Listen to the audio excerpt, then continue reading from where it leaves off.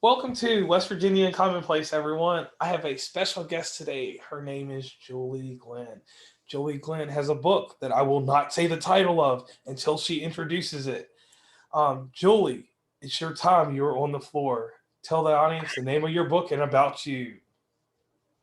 I've gotten so much positive feedback on the title of my book. It's called If My Ass Were Smaller, Life Would Be Perfect, and Other Lies the Mean Girl in Your Head Tells You.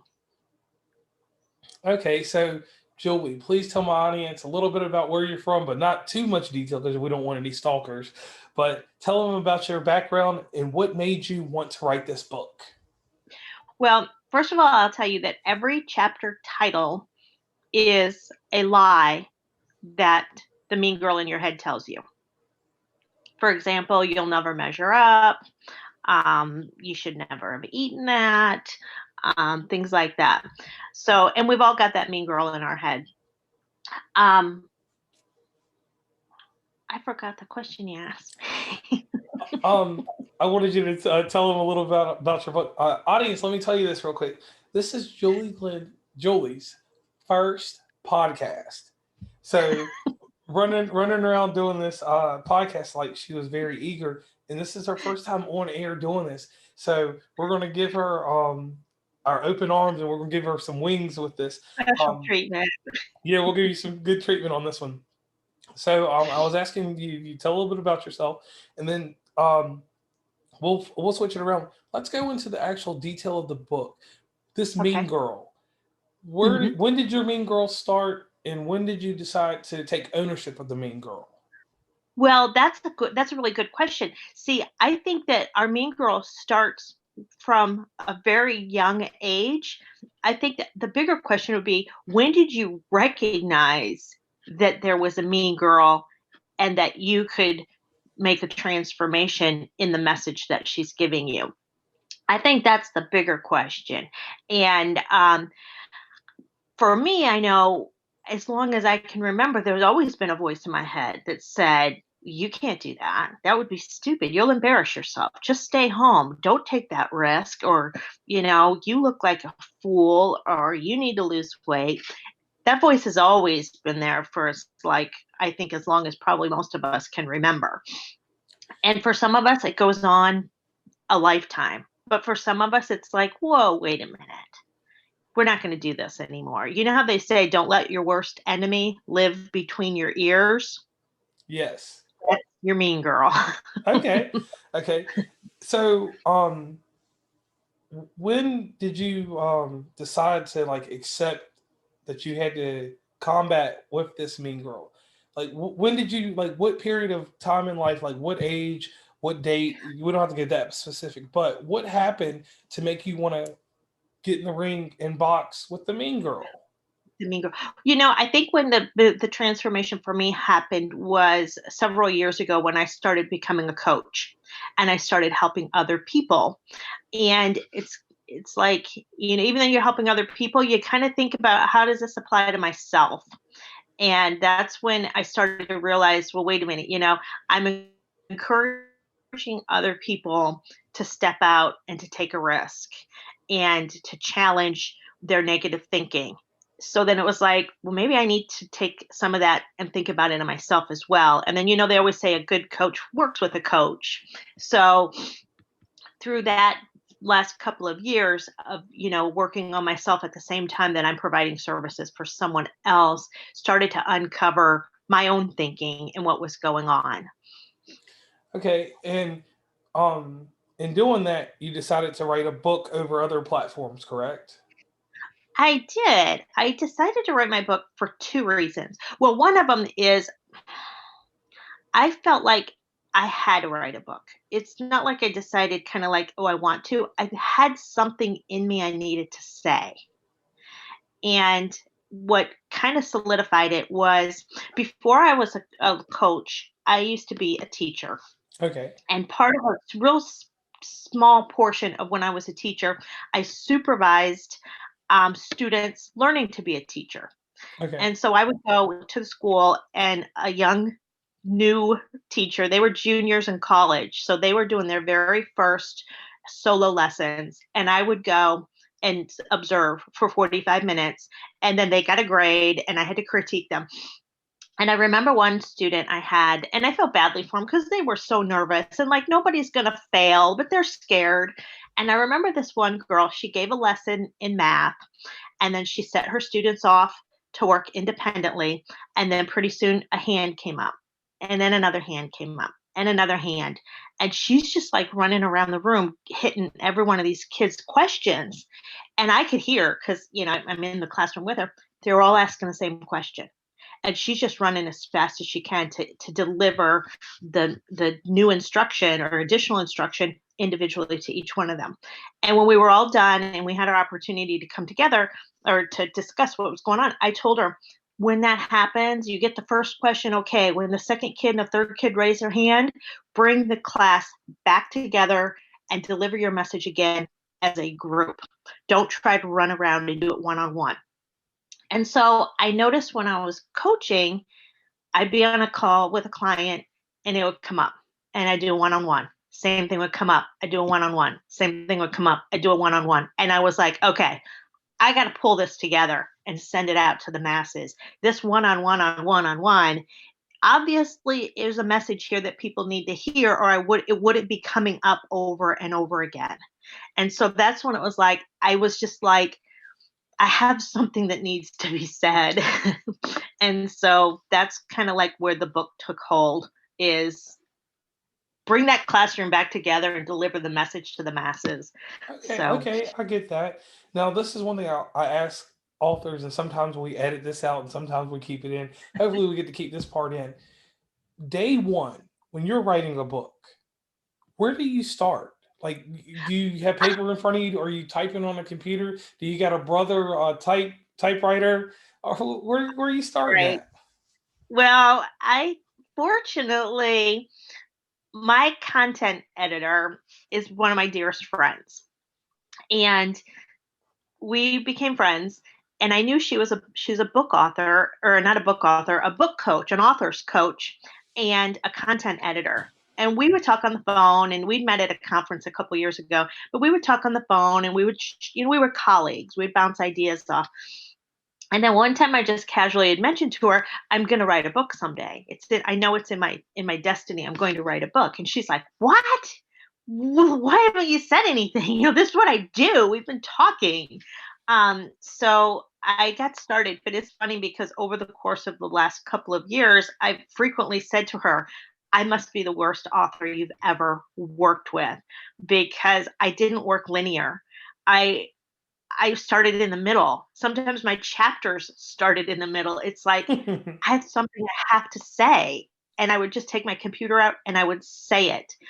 And then I would be like, well, there needs to be a lead into this. I'm obviously in the very middle of a chapter, and I need to lead it in. Fortunately, with my book, um, I could write my chapters in all sorts of different order. I did. Or I felt like, oh, here's what I need to say. And I would write it down. And then at the very end, we kind of wrote it all out and then placed the chapters in the order that we thought they should go. But one of the chapters that's towards probably the end, I'd say it's like maybe chapter 11 or 12, and I only have like 14. It was one of the first chapters I wrote, oh but it wow. ended up being at the end of the book, because by the time we laid things out sequentially, that's where it fit. So I am the worst person to ask about process, because Okay, so after you got your book put together, like the proofreading and the criticism, because I always ask people about this, because you have to understand, when you're telling your story right now on this podcast, you're telling a story to help the next person with your message, but the next upcoming author. And Mhm. that's one thing that I like to detail a lot, because your process, just because you think it was scrambled, it might be the next process that someone else needs to do to write a book. It might be what's holding somebody back is Right. because they're not doing it. Like, I didn't have an outline. I see people say, oh, well, you create your outline and you do this. I'm like, what outline? I just would, I mean, honest to God, I would take a shower And I'd be like, oh my God, I got to get the computer because I got an idea. And I would hurry up and go run and write down everything I thought about while I was just in the shower. Okay, so Or I would once take a long walk and come home. And my husband would be like, he'd see me come in from like going for a walk or a run. And I'd like hold my arms up, don't even talk to me, and run straight to the computer. I'm like, I got an idea. all right, so your book gets proofread. You find grammatic errors, clerical things, you get all that stuff straightened out. How did you handle the criticism from people? Like, because you send your book out and you let people read things, you get things told around and doing different things with it. How did you handle criticism uh, for the chapters and things you wrote when you sent it off to someone to get them to critique it? Actually, I'm glad you circled back to that. Um, I'm in a whole bunch of Facebook groups that pertain to my topic, which is body acceptance, um, transform, transforming the mean girl, controlling your thoughts. Um, there were a couple of chapters I had that were highly, I would say, more instructional than other chapters. Okay. And I wanted clarity on my message. And so I went into some of my Facebook groups. Well, I'll tell you specifically, it was my chapter on intuitive eating. And there's a lot of detail and there can be a lot of questions about it. So I went into my groups that are based on intuitive eating, and I asked if anybody would be willing to read that chapter in isolation and give me feedback on the flow and clarity. And I got a ton of people that responded. I mean, I'm going to say like 40 or 50 people responded. And I was so scared.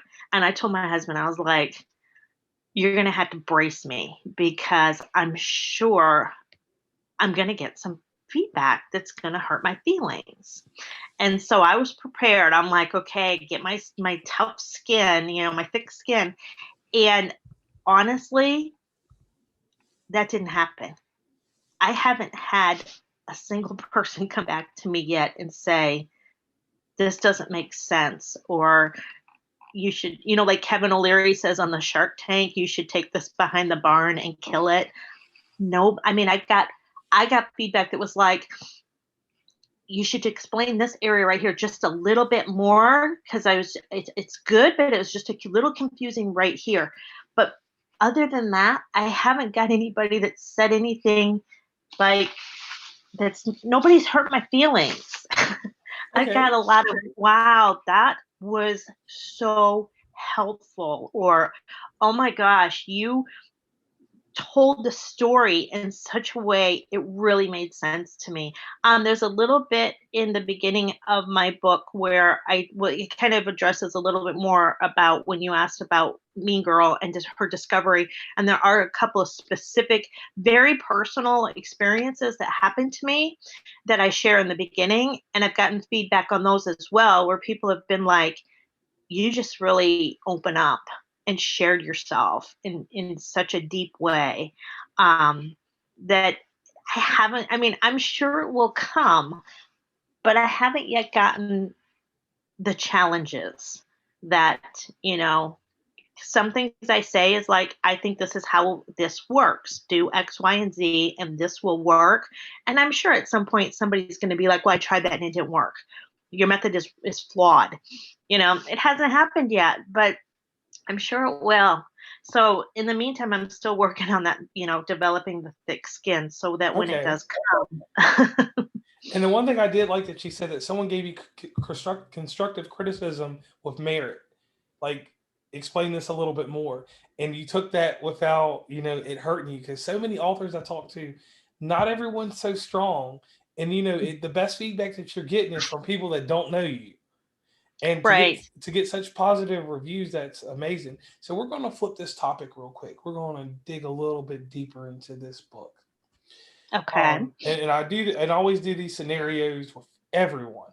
I'm a young man, I'm a young female, and I'm having these issues of this person inside of my head, because we all have people inside our heads, telling me that I'll use me as an example. When I was growing up, I wore husky pants. So I was taught. My mom always taught me that being husky was amazing. But when I got to school and I had on those Arizona jeans and they were green and they were husky, there was a kid beside me that was small, and because I have a really high self esteem, I nothing like that ever bothered me because I just couldn't dwell on it. But I had a cousin, I had a sister that they were husky too, and they couldn't handle that.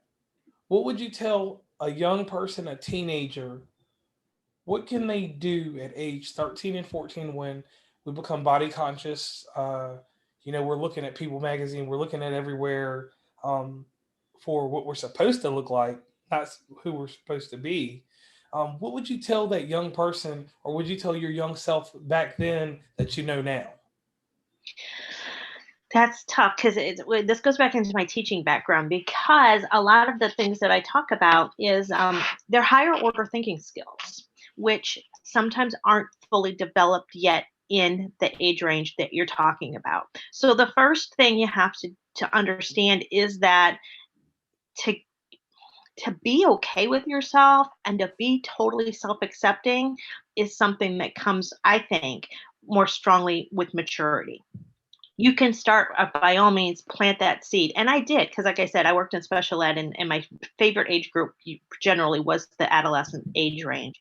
But you can start to plant the seed of um, and what I present in my book is your own thoughts are what affect your feelings and your actions and the results that you get. And so somebody, your example, somebody thinks that your cousin is, has a bad thought about your cousin because she's wearing husky jeans. That's that other person's thoughts, feelings, actions, results. That has nothing to do with your cousin. She's in charge of her own. I call it think, feel, do, get. So your cousin is completely in charge of what she thinks, what she feels, what she does, and what she gets. Okay, and then the other thing that I noticed, like, because I looked on your website, a good thing, to start their mental pattern, like to get your mindset, will be stop believing the lies, right? Right. hmm And you get to decide whether they're lies or not. That's the thing. Well, and I mentioned this in my book too, is we take our own mean girl and we go put her in someone else's head and then use it against us.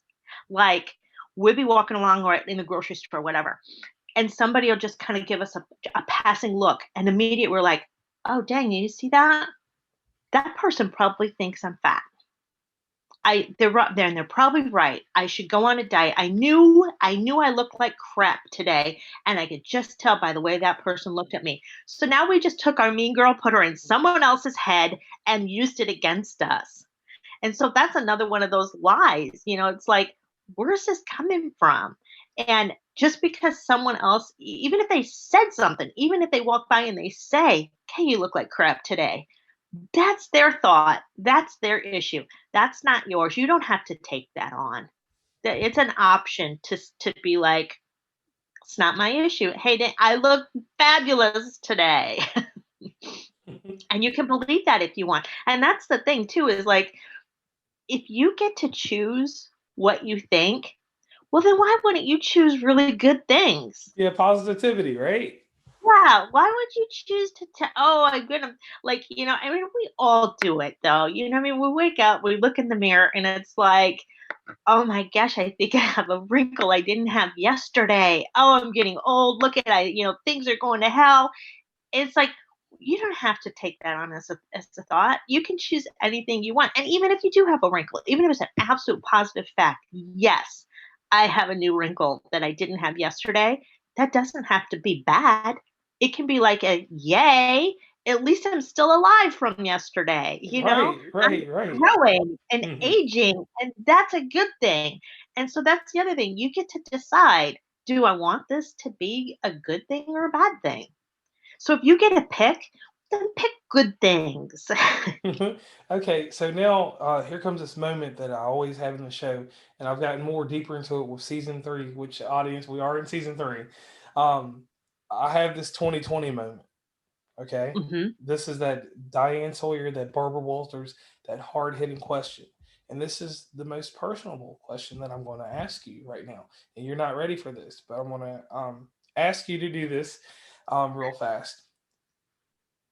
We're talking about body positivity. We're talking about self esteem. We're talking about all these agents that you're using to build someone up. And we're not going to take anything away from your book by this question I'm about to ask, but it's really personal right now. What happened on that day in your life to make you, because I know we ask a roundabout question all through the episode, but what happened one day to make you, like, what happened that day that you decided that hey, I'm not going to let this voice take me down? Like, what day was it? What incident? What happened to truly transform you? Because everybody has an incident. I'll give you a great example about me real fast. I had done this podcast for a while, and I stopped for almost a year, and I came back Mhm. to it after a lot of tragic events that I spoke with you about privately. I had to come back and not be a voice for the world, but let other people's voices be heard because of all the travel I do. So I just Mhm. realized that my personal tragedy, I needed to come up out of that. So to heal from that, I meet different people that don't know what they're doing at the time, but they do know that they're helping me. So at the moment when I had my tragedy, it just turned me around. That day that happened, a month later, I realized, hey, I need to get back into this. I need to spread positivity. I need to get conscious of our mental health. I'm Mhm. just conscious of a few pop culture things to help other people out, but mental health is the key, the thing that I need to work on. So, what day and what time and what happened in your life to make you decide that you were going to be this transformational life coach? You were going to be anti diet. What happened? What day did that happen? Well, I'll tell you this, okay?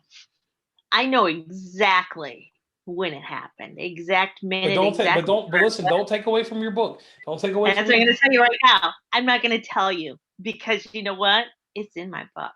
It Okay, totally tells you straight up in my book where I was, what was happening when the first time I realized, hold on, we've made progress. There's no mean girl here right now. There's a supportive voice in my head that says, you're going to make it through okay. So let's this. put a spin on this real quick because I always like to spin things. This book, if my Hmm. ass were smaller, life would be perfect. Where can the audience find this book? Right now, they can only find it on my website. And plug your website, please. It's www.julieglynn.com, and it's Glynn. Okay. That's how you And spell my what? last. Okay. And what else on this website can people find there? Right now, great question. Right now, really not much else. We're revamping.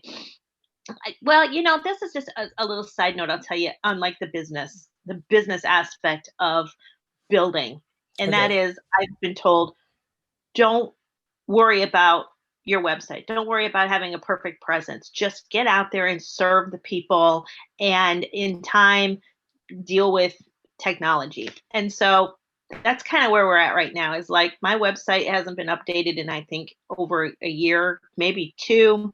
It had a different domain name, which we're not even using anymore. And so my web designer is busy, busy, busy right now redoing my entire website with the exception of the one page that's hosting the pre-order phase that we're in right now. Okay. Now let me ask you this: is your book going to be available on Amazon? It will, yeah. What we decided to, well, I don't know. You can probably tell by now. I'm a little bit of a chatterbox, and Okay. talking and presenting isn't always difficult for me. And I had anticipated that we were going to have a live launch. I wanted to do, open it up to the public and have everybody come out and read part of my book and do a Q&A and all that fun stuff. And interestingly enough, 2020 seems to not be allowing those types of activities to occur. Yes, COVID-19 has shut us all down. It's brought us to the Zoom meeting. You Yes, know. yes. So I decided that, instead I would do a pre-order. launch period. Okay. So right now my book is not available. Because we're still doing the little final things, review, for the, you know how you put reviews in the back of the book and all that stuff. We're getting those right now and finishing up the final little details, and then it'll go to the printer.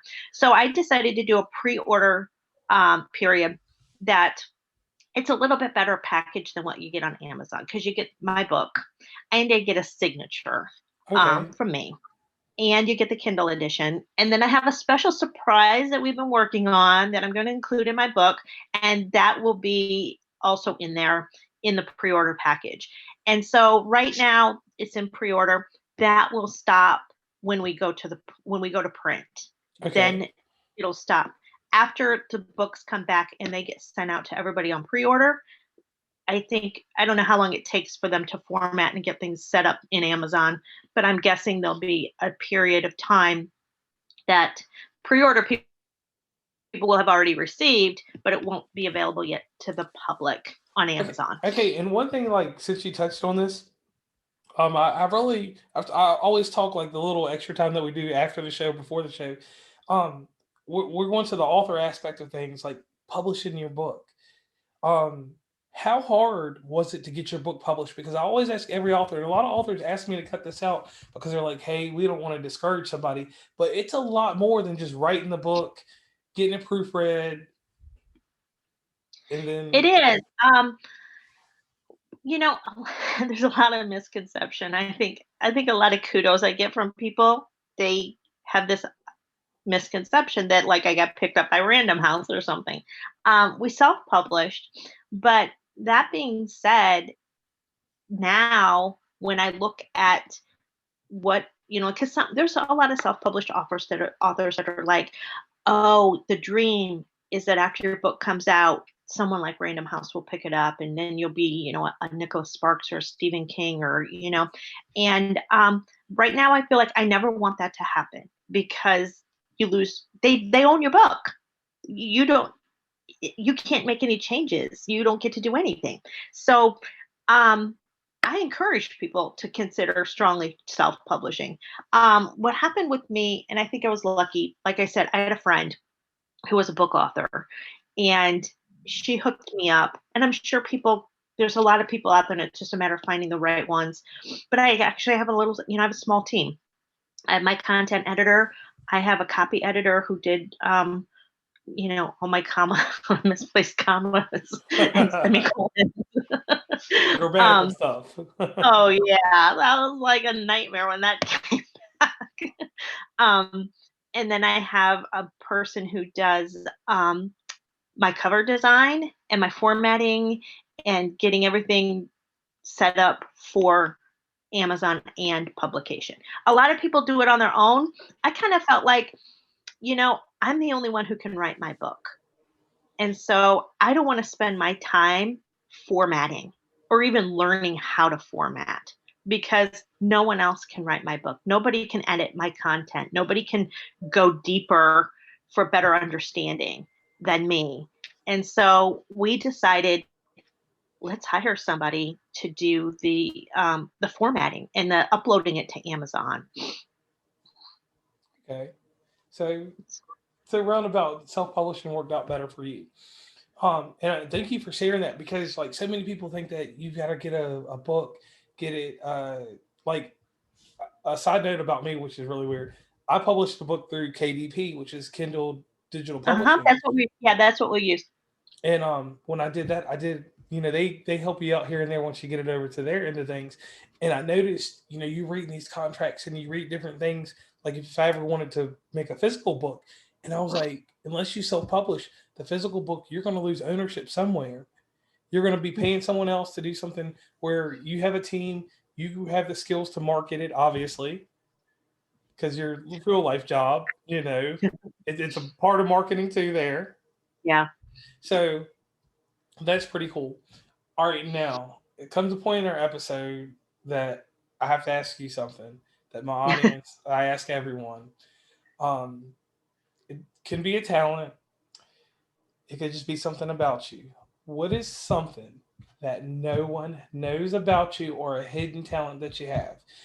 Because the one that I always use is I have a guy, he's a rapper in New York City, fairly popular. This guy can take an Rubik's Cube and in 30 to 40 seconds, he can solve it. I'm like, that's the greatest mental function. I don't know what he uses that brain power for beyond writing rhymes or whatever. He could probably be a nuclear scientist, but I'm like, I can't do that. That's amazing.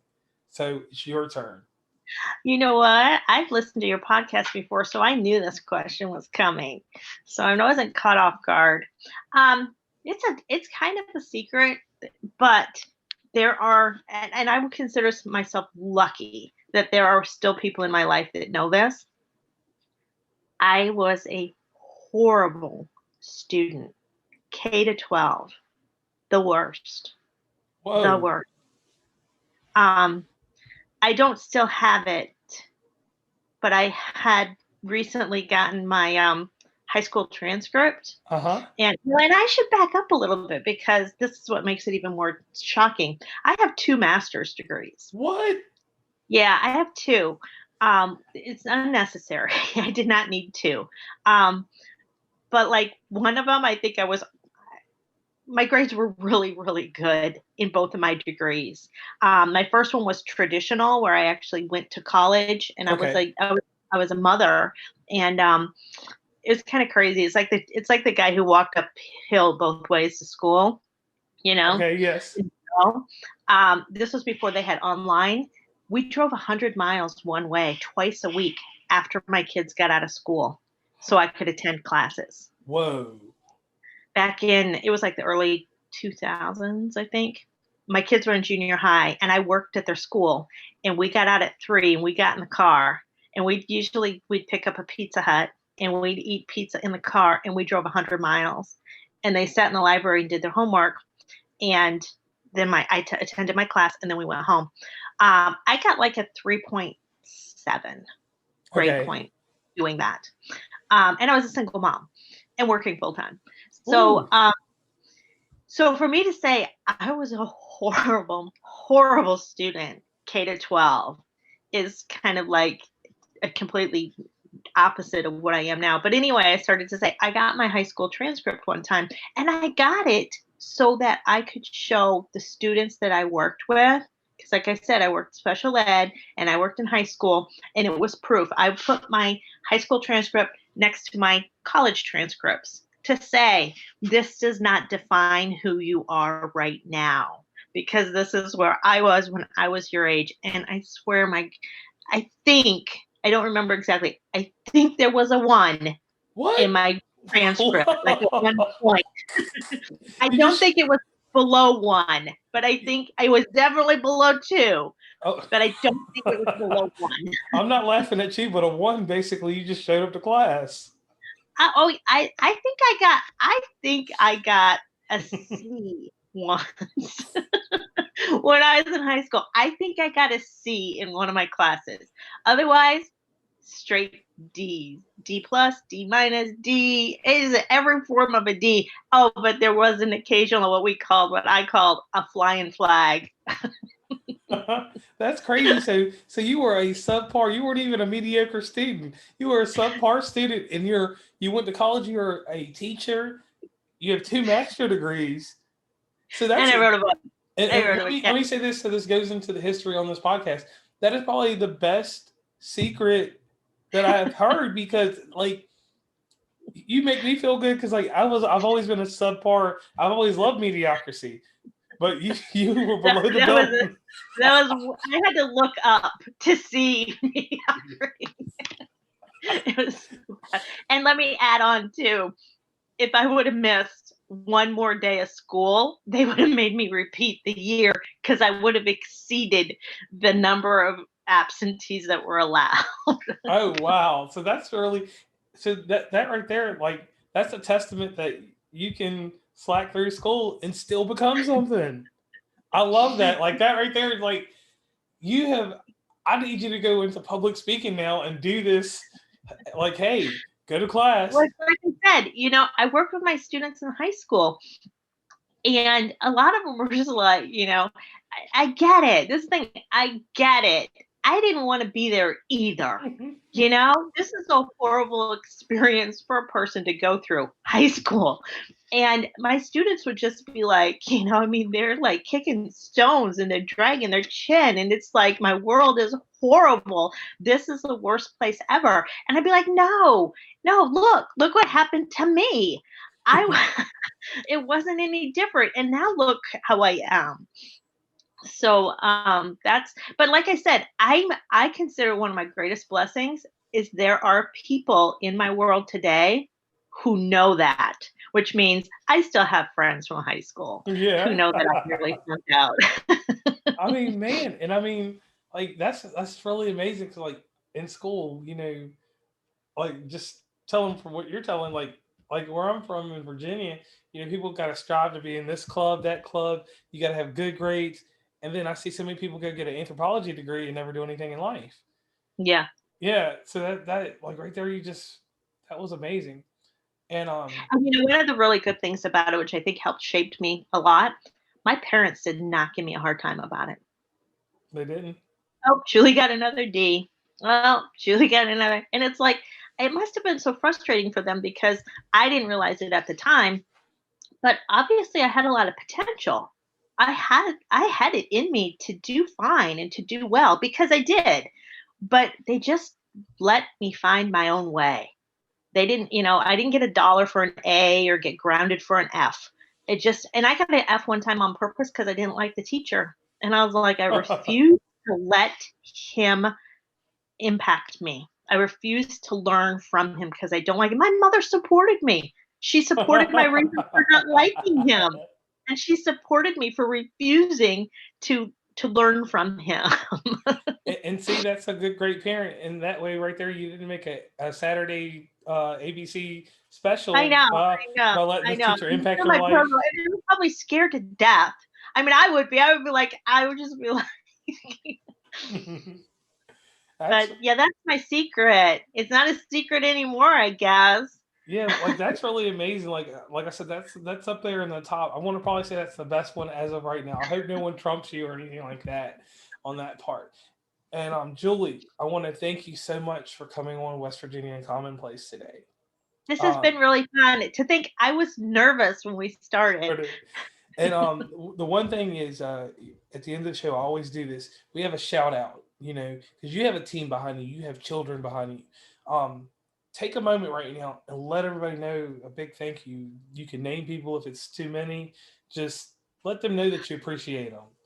Well, I do. I appreciate everybody, and I've given this some thought because I have not dedicated my book, and I have not wrote my acknowledgments section yet. And I thought, gee, I'm probably better off to not name than to name and not name the right people. So my thought out is my shout out is every single person who's come through my life has impacted me in a way that's made me who I am today. Whether it was good or bad, they touched my world in a way. And so my shout out is pretty much every single person who I've ever come in contact with, including the 90-year-old man that flipped me off one day in the car. It's like, it helped form who I am now. But yeah, I have a great team. I probably will in my book give them a named shout out because they've been kind enough to deal with me Okay, through so all of this. so to do a quick roundup on everything, because I have listeners that like skip through certain parts. Mhm. So and usually I break them up five, six things. I'll throw me into commercials or whatever I need to, so I can make my money. Um, so I need you to plug your website, plug your Okay. social media, if you don't Okay. mind, and Mhm. then we talk about an Instagram business Instagram No, starting yeah. soon. Kind of like I have like 2 followers, 2 Per- posts. Okay, my website is www.julieglynn. It's JuliegLynn.com. Um, my Facebook is Julie Glynn, same spelling, coaching, and Instagram is, I believe, Julie Glynn Coaching as well. Like I said, I just started that. I'm not really very good at it. Um, and then the other thing I was going to throw in there too is that in January or February, the reason why we're going through this huge revamp on my website is my book is kind of like an intro springboard. I'll have an online course where we really dive deep into some activities, discussions, working together on, like I had said, controlling your thoughts and your feelings and keeping other people's thoughts out of your loop, out of your cycle, addressing your mean girl, addressing your, thoughts about your body, how you feed your body. Um, so that will be coming out right after the first of the year on my website as well, where you read the book and then it's like, this is a really good overview, but like, let's really go to work. And that will Okay. be coming. Okay, so one thing that I'll extend back out to you, when we get closer, so it may be December if you want, probably even Mhm. going into season 4, because like I told you how everything stacks out. We would definitely like to have you back, and I say we, I mean all of the people that listen to the show. I would love to have you back. They would love to definitely have you back after this goes out in the air, because you have a positive message. I would like to have you back on to talk about that again, if you don't mind. Um, about That would be awesome. All right. So once again, I want to thank you for being on the show, and I hope that Yeah, your this book is fun. reaches astronomical numbers. I hope that you touch over 1 million people, or at least as long as you touch 10, you touch 10 people, that'll touch 100 people, and then it'll multiply regardless of how long it takes. Right. Because Right. we know this is a process with anything we do. Oh yeah. And Yeah. I hope that you get all the social media intact and everything that you want to promote and do everything else. So I guess this is going to be the end of our episode now. So anything last words you want to say? I don't think so. I feel like I know you told me like don't feel like I talk too much, but I feel like I talk too much. Not at all. Not at all. So once again, West Virginia Commonplace, thank you very much for listening, and it was a pleasure having Julie Glynn on.